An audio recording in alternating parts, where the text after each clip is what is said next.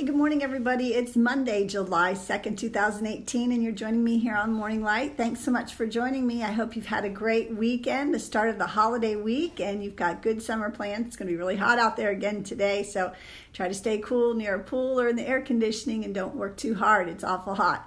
So this week we're going to talk about some things about the lessons from our land and how we can often take from God's word of what he has given us right in the word of God about things that we can take a great lesson from and take away learning many things that God has taught us through animals and trees and stars and just life itself. And so the first thing I want to think about was the ants in Proverbs. Think about those, how they work, and God teaches us how to work hard and to go about doing a day's work. If we could just watch the ants, look at the river and the sources that God gives us through those and the power that comes through river and water. The stars he talks about shining like stars in a dark world.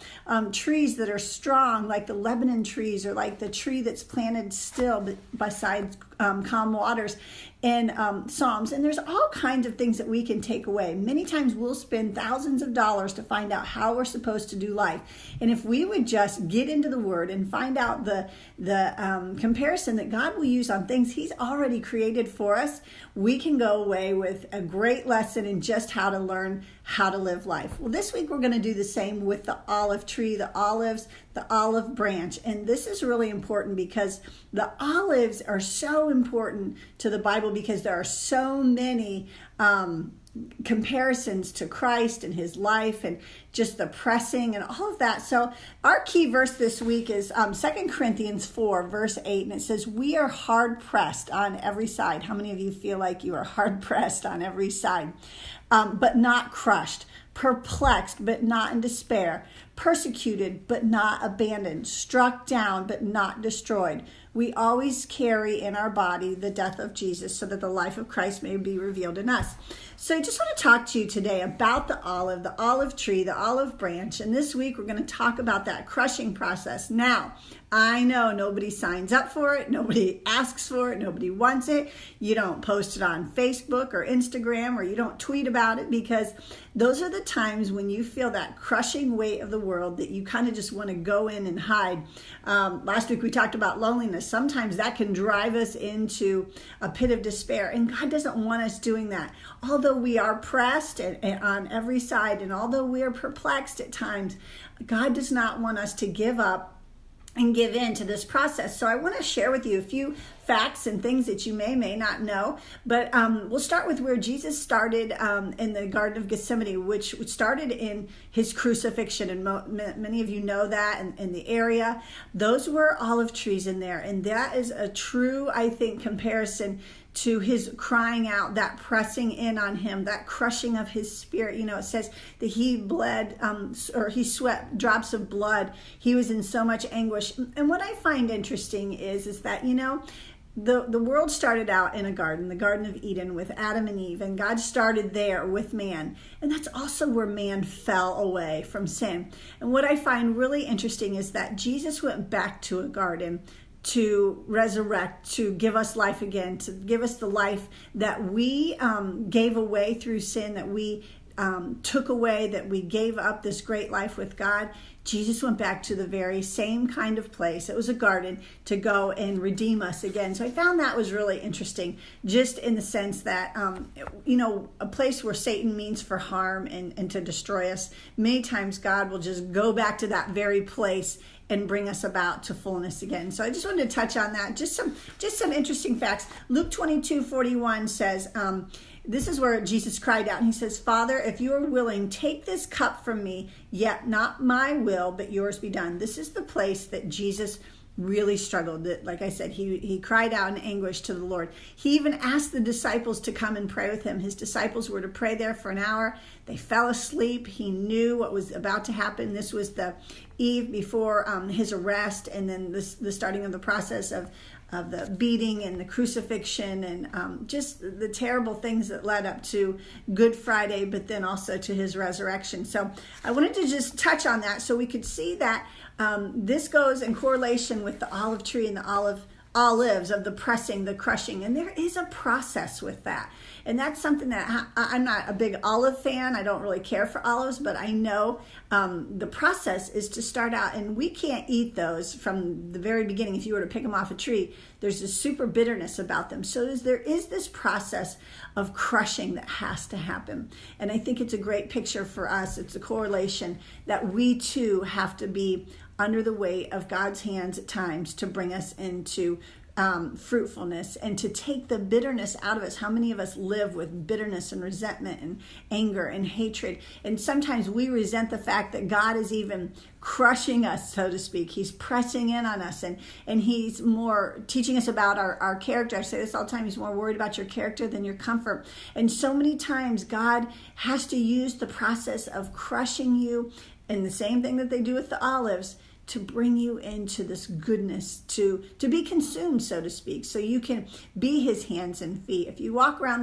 there's nothing more than a miserable Christian. It's an oxymoron. If you're a Christian and you are, mean and hateful and in despair and just live this constant life of hatefulness and ridicule and judgment, that's not what God intended for us. I don't believe Jesus at any time ever walked around like that. And so sometimes the crushing process has to happen to get us to a fruitfulness so we can bear the fruits, like the fruit of the Spirit. Think about that: kindness, goodness, gentleness, patience, that we have to, long suffering, that we have to have, and we may never know unless we're put through that same process as the olives. So something else that's real interesting, a fact that in ancient times in Israel, the kings were anointed with olive oil, and that was to represent that they were the chosen ones and empowered by God to rule. So here's what I want you to think about this week, and as we go through this series, is to think about, maybe you are oppressed, maybe you are feeling the weight of the world, maybe you feel like you're under this crushing weight.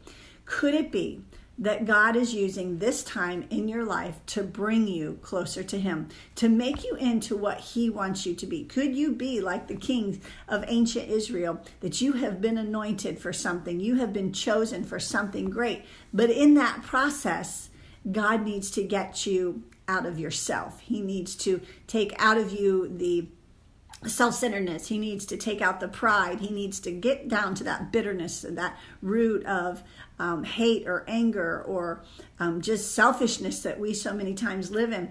Could it be that God is using the things in your life to just press in on you, to kind of hone you? It talks about being the clay. We're the clay and he's the potter. Never at any point in time does the clay tell the potter what to make.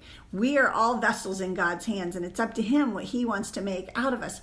But I know when we took a pottery class, it was really interesting because the first lesson, the whole time for an hour and a half that we were there, we did nothing but take our clay and beat it on the table. We would smash it, and we would beat it, and we would cut it, and we would bring it back together and smash it again, and we would throw it again. And after a while, it became a really boring process. But what we had to find out is that, and so if you've done pottery class, is you have to get out all of the air holes. Wherever there's an air pocket, it has to be gone. Anything that's like an impurity, anything that would obstruct it being pure inside, because when they put it in the kiln and you fire it up, and if there's that hole, well, it'll explode and fall away. Well, the point of the crushing, the breaking down, the beating of that clay was to make sure it was going to hold up in the fire. It was going to hold up in that kiln, which is another great picture we can talk about, is that God uses those things to get us to the next level, to get us to where he wants us to be, to get us to that vessel that he wants to make out of us. But so many times we're not willing to go through the process of that crushing, of that cutting, of that pressing, of that molding, of that making. And I wanted to jump to just getting to the wheel so fast and start making my pot or my cup. And there were so many times she's like, you can't do that, because our instructor would say, and if there is one pocket of air in there, it's going to explode when you put it in the kiln. Well, I think it's a great picture for us too. How many of us, if we've never gone through anything trying, if we've never been pressed, if we've never been crushed, if we don't know that perplexity of life, how many times when you do have a crisis, you just fall apart, you're a mess. It's kind of like the pottery in the kiln. When the heat is on, you fall apart.